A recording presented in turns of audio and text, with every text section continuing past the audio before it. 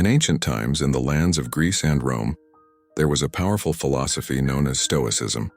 It is the story of how people in ancient societies learned to control their thoughts and emotions to achieve inner peace and resilience. Let's discuss the origins of Stoicism and some tips we can learn from it. Origins of Stoicism. The story begins in ancient Greece, around 300 BC. There were three key figures in the development of Stoicism: Zeno, Epictetus, and Seneca. They were the pioneers of this philosophy.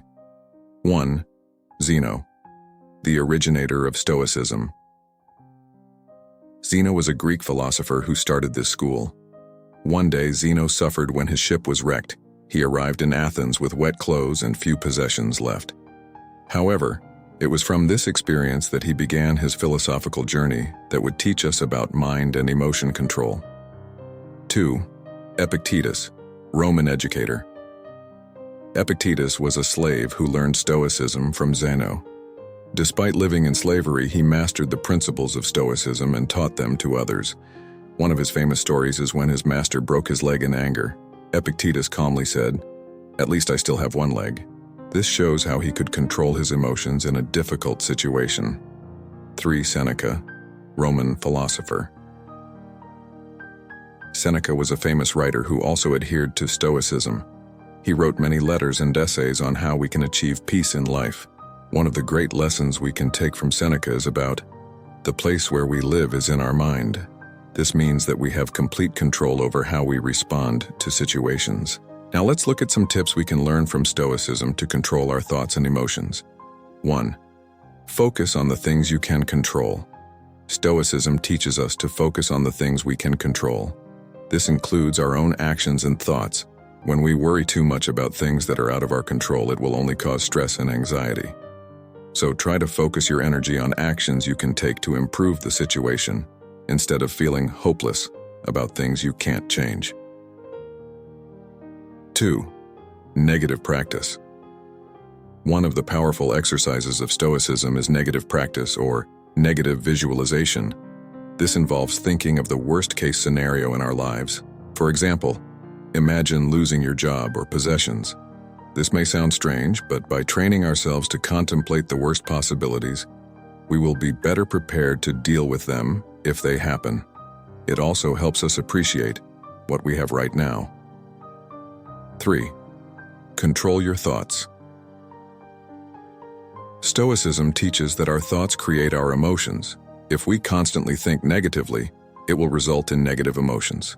Conversely, positive thinking will result in positive emotions, so train yourself to identify and transform negative thoughts into more positive ones.